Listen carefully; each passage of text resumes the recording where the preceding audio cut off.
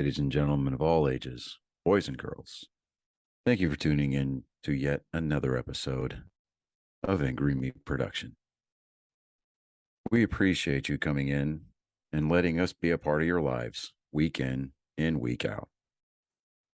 We hope to do our best to present you with something that your eardrums delight in. Whether you're looking at us on YouTube or Rumble, or listening to us on Spotify, Google, or Anchor, or any of the other podcast services that we are currently on or trying to get on. We thank you. And if you don't mind, at the end of every episode, stop by, leave us a comment, leave us a like. If it asks for 5 stars, we'll take 5 stars, even if you don't like us. 5 stars are what it's all about. With that being said, we hope you enjoy our attempt to make our advocation our vocation. Ladies and gentlemen, let the games begin. Welcome, Angry Faithful. Today on Psychos and Sociopaths, we're going to go over the Richardson family murders. Now, we're just going to go ahead and get into it, make it fast. It's Thanksgiving weekend, so I still got other stuff I have to do, but we're still going to put out some quality, crazy people so you can have a little bit of craziness in your crazy life, and it doesn't have to be your family during Thanksgiving. Anyways, the starting of this was a discovery at 1 p.m. on April 23rd, 2006. The bodies of husband Mark Richardson, 42, and wife Deborah, 48, were found in the basement of their home. And the body of their son, Taylor Jacobson Robertson, age 8, was discovered upstairs. Absent from the home at the time was the couple's 12-year-old daughter, Jasmine. For the time, it was feared that she might also been a victim. But she was arrested the following day in a community of Leader. I'm going to butcher the holy hell of this name. The town is actually Leader, but the name... Saskatchewan. I should have gotten that one. Anyways, about 130 kilometers or 81 miles away, with her at the time boyfriend, who was at 23. Yes, you heard that right. She was 12 years old. Jasmine was 12 years old, and the boyfriend, Jeremiah Allen Stinks. And yeah, I got that name right. I went over it like 3 times. Was 23. Both were charged with 3 murders. Later on May 3rd, 2006, Stinks' friend, Casey Lancaster, 19, was charged with being an accessory for driving them away in her pickup truck later in the day and disposing of evidence. According to friends of Jasmine, Richardson's parents had grounded her for dating Stinks due to the age disparity. Her friends had also criticized the relationship. I mean, she was 12 years old at the time, and it gets stranger. Trust me. Shortly after her arrest, Stinks asked her to marry him, and she agreed. According to her friends of Stinks, he told them he was a 300-year-old vampire. Yeah, you heard that right. Side note on this, I was at a bar and this chick was talking with me, and she said she was a vampire, and she had all the gear to actually get vials of blood off of people, and yeah, I mean, weird women. He allegedly told his friends that he liked the taste of blood and wore a small vial of blood around his neck. He also had a user account at the vampirefreaks.com website. The girl had a page at the same site, leading to suspicions they met there. However, an acquaintance of Stinks later said the couple actually met in a punk rock show in 2006. The couple were also found in a community at Nexpa.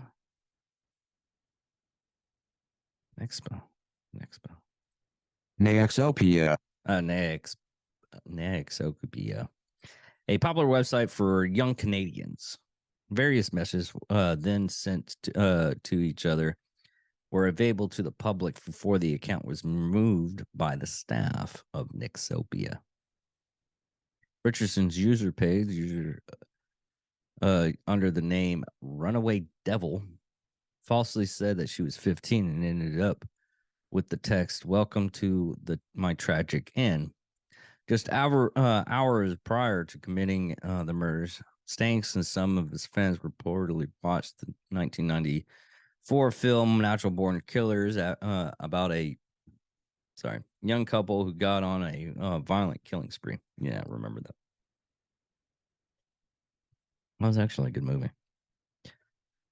Woody Harrison. Oh God, I can't remember that. Let's see what I'll say.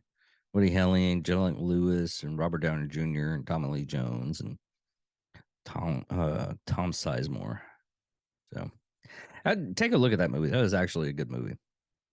When we went over Woody Harrelson's father, who was a serial killer, supposedly he was a hitman in Texas. Like I said about Natural Born Killers was a young couple who go on a violent killing spree.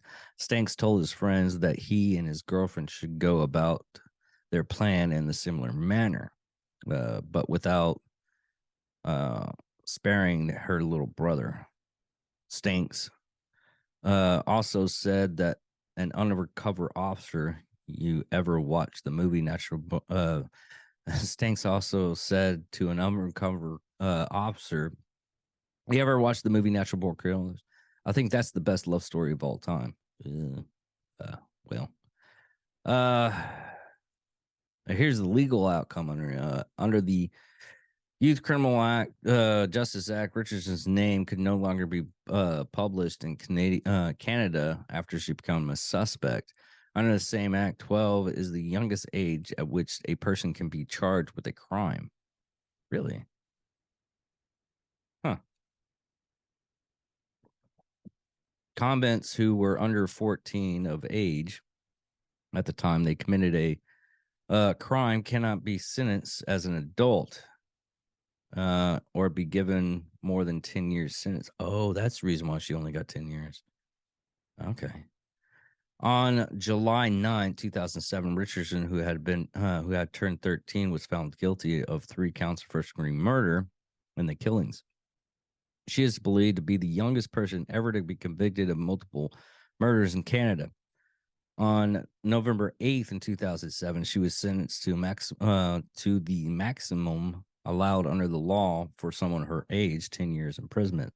Her sentences included credit for 18 months already spent in custody, to be followed by 4 years of psychological institute and 4.5 years under continuous surveillance and in the community. In September 2011, Richard began attending classes at Mount Royal University in Calgary, Alberta. During the final years of her sentence, she was released from a 10-year sentence at a psychiatric hospital in the fall of 2011. And in October 2012, it was reported her rehabilitation was going well, and she's expressed remorse for her actions that experts consider genuine. In May 2016, her sentence was complete, and she was free from further court order conditions restricting or supervision after the final sentencing reviewed in May 6, 2016. Now, going on Jeremy Stikes. Stikes admitted that the murders of the parents and conviction with the undercover police officer while in custody. He was tried in November 2008 and found guilty of 3 counts of first-degree murder of the killing of the Richardson family. On December 15, 2008, he sentenced to 3 life sentences, 1 for each degree of murder. The sentences are being served concurrently. and strikes is ineligible parole after serving 25 years while he's eligible. Accessory and murder charges against the couple's friend, Casey Lancaster, was dropped, and she's pleaded guilty to disrupting justice in Medicine Hat Provincial Court. She received 1 year house arrest and part of a plea and begun with orders to refrain from drugs and alcohol. That was a good order. Now, let me get a little bit more in depth. I sent out a couple of other articles I wanted to check out. At least some.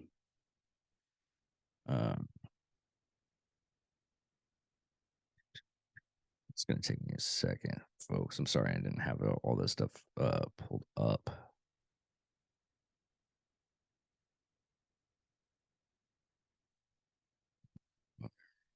Okay, there.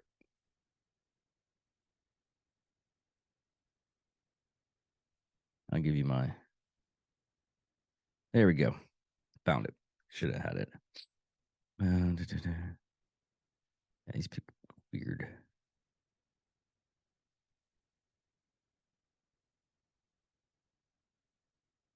And there's actually a book called Runaway Devil. How a forbidden love drove a 12-year-old to murder her family. Let me put this up. Yeah. You know, going off and listening to other people's podcasts and everything and finding other people's how professional they seem. They're not really professionals. That's why I love podcasts, because you can mess up and do some things horribly, and if you keep it in, people actually gear towards it because they feel that you're being genuine about the whole thing. Because I'm trying to read up on this stuff while I'm doing it, and yeah, it's just a murder. They don't really they give a little bit of details, like the investigators found the bloodbath. The bodies of Deborah, 48, and Mark were in the basement. Mark had 24 knife wounds, if you want to know how many times they were stabbed. And Deborah had 12 knife wounds. Blood was splattered all over the walls and the floor. Jacob had his throat slashed, surrounded by blood-soaked toys in his bed. One investigator noticed the family photo of the picture of Jasmine and searched for the house of her, for her body, but no signs. They feared that the family abducted the girl, or the murderers had abducted the girl. Then they found out later. Snake was quoted to saying that he gutted him like a fish. This is all some big tragedy and everything, and I'm sorry I'm not going to go in. It's not that I'm not going into more. It's just there's not that much on this case. There's the reason why I chose it was one of the basic facts of. I even looked up a couple of YouTube channels, and they're all basically the same thing. They describe the crime, and they go out and describe how everything went down. And we already went over that. Now, something like this,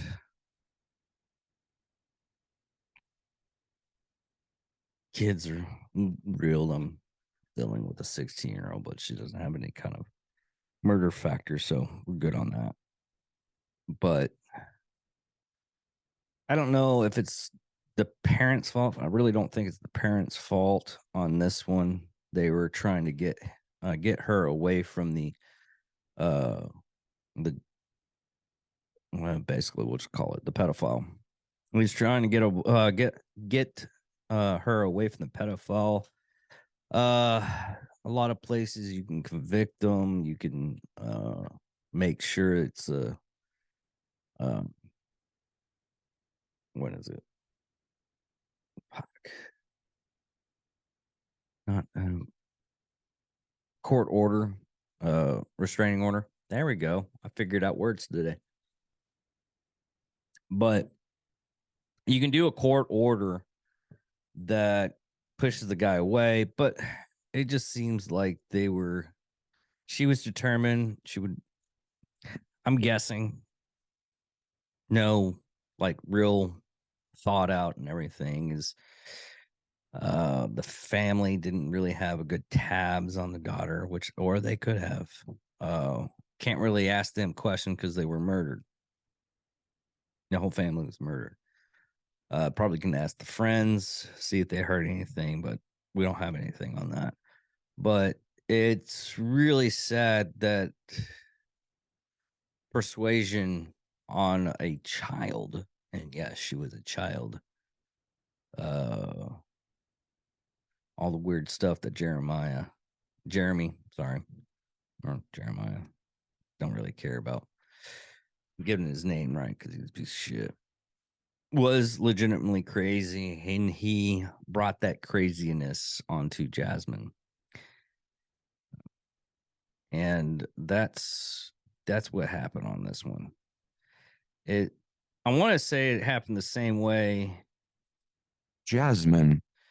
I want to say it happened the same way that Bonnie and Clyde did, and that other one that we did with the Navy SEAL and his wife, going out and killing those people. That it was the woman's idea, but looking at all the stuff on here, it's probably the boyfriend's idea to killing the family, since he watched that Natural Born Killers, and a lot of people were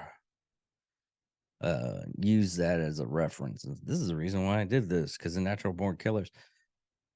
And if you come around on movies like that, and was it Taxi? Yeah. The guy that shot is it Lennon? It was either Lennon or Ronald Reagan. I think it was Ronald Reagan.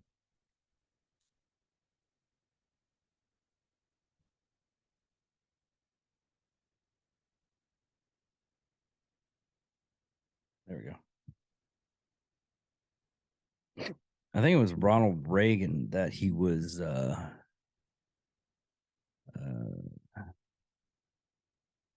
assassination attempt,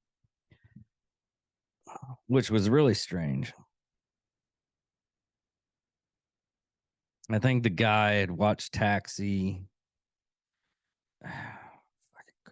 Update. I'm so glad that we can talk about COVID nowadays, about how much of a piece of shit, and now all the this is the only time I'm going to talk about this high horse bullshit. How much it was all fake. I'm ranting because I don't have that much stuff to cover on this one. I like how they're making a book, Amnesty for COVID-19, to where we were given wrong information. I was like, yeah, everybody knew that, and kept on being a little bitch about it. That's the only thing on my high horse. Yeah, I said it. Fuck you guys, and fuck everybody that suppressed it. Yeah, I'm working on YouTube to build up my audience, and YouTube's the main thing that actually did it. So fuck you guys. We'll just go with attempt. But yeah, the guy that tried to assassinate Ronald Reagan. I'm trying to find his name. I'm not finding it. That's weird. Oh, there we go. John Hinckley. I think the reason why it was either this guy. Well, anyways,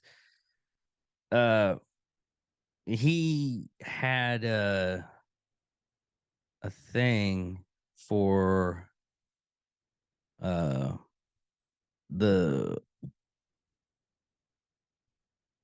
there we go.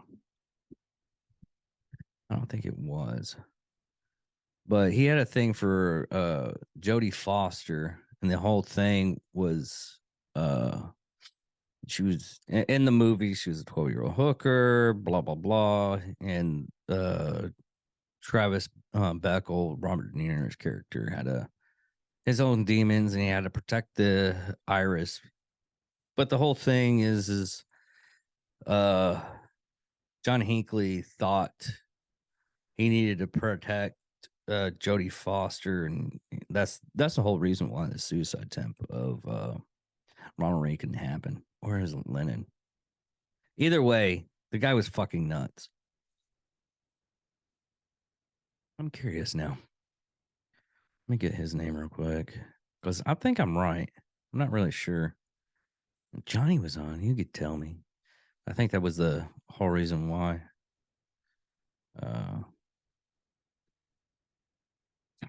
But he's actually out now. Huh. That's weird. Yeah, he's actually out now.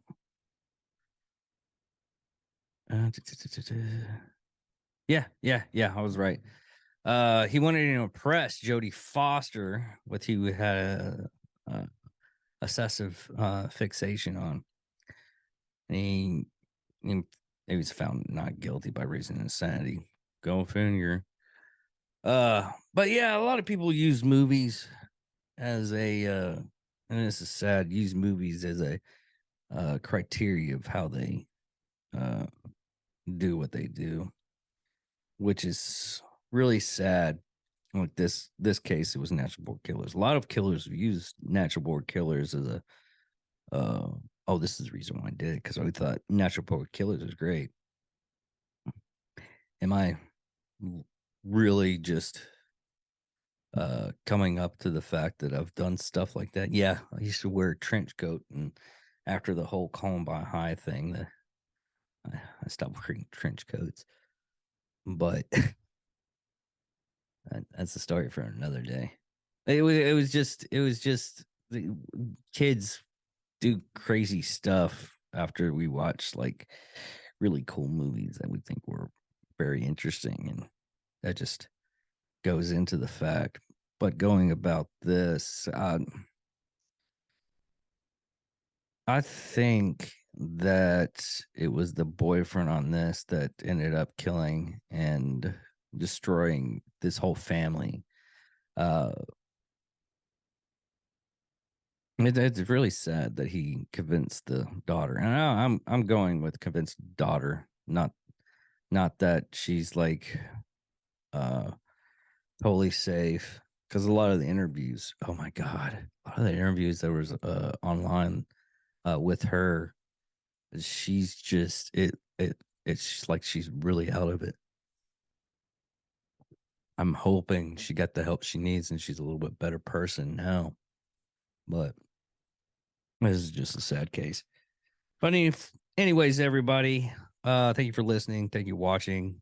Sorry, it's going to be a quick episode. Everybody has family going in on this. But like I said, and I keep on saying this, and you can reach it after the end of this episode if you finished watching it. No big deal. Man, maybe call me up or anything like that, and we'll figure out if messages on Facebook or whatever. Give us some ideas for the next couple of things you want us to go over. Hopefully I'm gonna contact somebody, see if she'll come on the show and do a cross show with us. Hopefully I can get her on here. I'm gonna try to Andrea up all night from Night Shift podcast from Failure Stop. We're messaging each other back and forth over some stuff. Nothing big.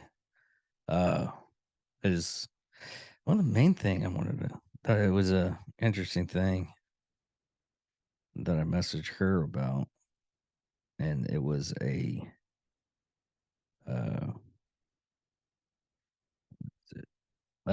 exploiting the mind of a killer. She nerded out on that stuff. Well, she nerds out on that stuff, which I don't get sometimes. I nerd out on it too, and the basic fact of understanding how killers react. Sometimes it's the frontal lobe, and this neuroscientist Jimmy Fulton, Fallen. I think it's Fall on. Yeah, Fallen. He went over minds of the killer and everything like that, and it was an interesting thing.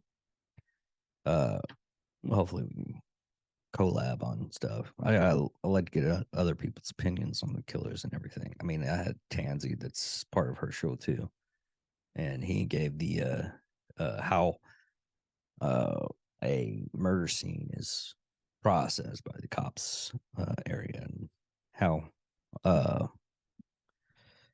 FBI stuff works and everything.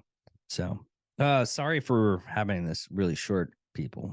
Sometimes these things happen to where life happens, but it's probably going to happen a lot more often for the holidays and probably after January, which I am actually things are going to change at my job to where I'm going to be on a night shift, and I'm going to be having a weird schedule, but I'm going to keep this up as best as possibly can. I'm not giving up on this. We are actually gaining a little bit of a headway. It's nothing big, but it's still interesting looking. I'm the only one looking at the data. Everybody's not looking at the data, so which I'm happy about, because I'll just keep on going, even if it doesn't really help out. But I love doing this. I love talking to people, and if I can get feedback from everybody. And this is just a small episode. Again, I repeat it again. But we're not like we're shutting down or anything. Don't think that. But anyways, thank you all for listening, watching, wherever you're getting. Oh, yeah. When I was trying to get on Nerd Sports, and Johnny kept on giving his spill. He likes to talk. He's a talker. That's how he is. But what I was trying to say on a lot, I'm going to try to do this during the Christmas holidays and everything. If you want to reach out to us and just have a conversation, because you have feelings that are, messing up your head, like suicidal thoughts and whatnot, give us. Don't message us on YouTube or Rumble. Leave comments if you want to leave comments. But we're on Facebook, TikTok, Twitter, Instagram. But message us. I'll give you a call. We'll set up a meeting or whatnot. I don't give a shit where you are in part of the world. We'll work something out. But with a lot of the especially with finding out that Jason Franks passing because he's a suicide victim, but we have that open. You'll probably end up talking to me, and but if it comes around to it, I'll send you to Johnny's way, or Chris, one of our other hosts. I mean, he's not on here as much, but we have that open policy that, try to get you the help you need, and try to see what we can do to help you out before, because a lot of people don't see that future, especially when me and BC talked about it on that episode, to where your mind gets foggy with all the bad thoughts or images of. I mean, he's a cop, and Tansy's a cop, and he even said it during the episode that he's on, that sometimes, issues come arise. I mean, if you go through a divorce, it sucks, but it's not the end of the world. It's going to suck for a while, and you're going to have a lot of suck happen. Me, Johnny, and Chris has all gone through of it, and most of the people that's been on the podcast has gone through it, but some of them have actual caring love lives. But search us out. I mean, even Failure Stop, Breach with Them, which a lot of the people that I talk to on this podcast or talk about on this podcast, and they're willing to. That's one thing about the podcast community that we have now, is we don't have the thought of, oh, like, I mean, TV and talk shows, they don't really like help out. They don't give out information. Nowadays, you more or less are easy to talk, get a hold of people that think you can help you out. If I'm a person that you think can help out, I'll help as much as I can. I'm all no money or anything like that, but I'll be a ear and voice. I mean, that's how I am. That's all I was raised up to be. I don't know if it's right or wrong, but still there. And just reach out and see what happens. Walk you off that ledge, walk you off that ledge. I mean, most of the time it's especially nowadays with the holiday season and the what do you call it? Let's see. Sorry, I'm drinking a Black Rifle coffee, 300 milligrams. Reading the thing, I get off bases a lot. I think that's the reason why a lot of people listen to the show is just to see where I think this is my thinking. Yeah, I won't touch bases on the other stuff. And yes, I do this a lot. Me and Johnny do it a lot. Me and Chris do it a lot. We're all ADHD people. and we'll get off topic. I mean, it took me just a second to get off topic. I was rolling there. Everybody felt it.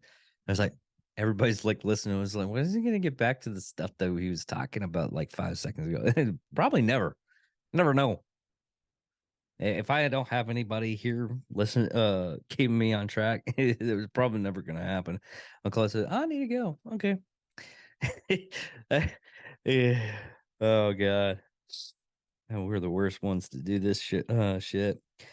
And now I'm actually in my wonderment is really really trying to figure this. It's called MCT oil, mission focused amino acids and everything. It's what's in this stuff. And I was just medium length chains of what? Okay. Medium chains. Triacid oil contains medium lengths of fats called, okay, it's fat. All right. Figured it out. But anyways, as I was saying, there's a lot of celebrities out nowadays. I mean, now that you got like Instagram, emails and stuff like that, you can reach out to those people and they'll take a quick look and they'll reach out to you and make sure you're doing all right. That's a good thing about I mean, the only other one was the guy that played Scotty that I remember, and he got this woman to go, and it's the sweetest story I have ever heard, and I keep on telling it. Well, Scotty's I forget his actual name. I'm not even gonna look it up because I want to get this stuff done. You can look it up, comment on it, and I'll probably eventually remember it because I keep on telling this story and I keep on looking at his name. But he got a letter from an individual and she was about to commit suicide. And he's like, hey, just come at the con and come visit with me. I'll have you sit next to me. We'll have a chat while I do autographs. It's no big deal. And he was firm with his word. And after a while, she stopped going to cons for like a couple segments, and finally Reed got to her, and she's I think she was a mechanical engineer. She's a mechanical engineer with her master's now. Yeah, she's a lot better. A lot of times it just takes just quick conversation, someone listen to your problems, and you just realize problems aren't that bad, especially with other people's problems. But yeah, holiday season. No, it's horrible. It's supposed to be great, but we got stressed out. How I'm gonna get my kids toys and whatnot. Like I said, I can't get your kids toys or anything, but I can help out to the point where I can listen to your problems and see where we can go for there. If it becomes like a really big problem, I can set you to other communities that actually listen to you and help you out. Like especially and the main one a lot of people stress over is the suicide rates of veterans, which I'm a veteran too, and so is Johnny and Chris and almost everybody I talk to this podcast. But there's places out there. I mean, even Brian that was supposed to be on the show today. I mean, he got sick, but just reach out to us. And yeah, I harp on this every once in a while. I'll do it by myself sometimes. Look up. It was like one of my family members going up and calling me a loser. I was like, you know what? Every day that I wake up, and I got this from Al Bundy from Marrow Children, but every day that I wake up and I don't start a shotgun, I'm a winner. You're a winner too once you get you realize that you pass that stuff. I mean, world might bog you down and just keep you down on there, but one day you're gonna come up and you're gonna start feeling that you're a winner and you can spread that wealth. Not maternally, if you have money and just tossing it away, but the wealth of you feeling like you can handle life nowadays. But just keep on going, everybody. Love you guys. Hope everybody had a good Thanksgiving, and we are out of here.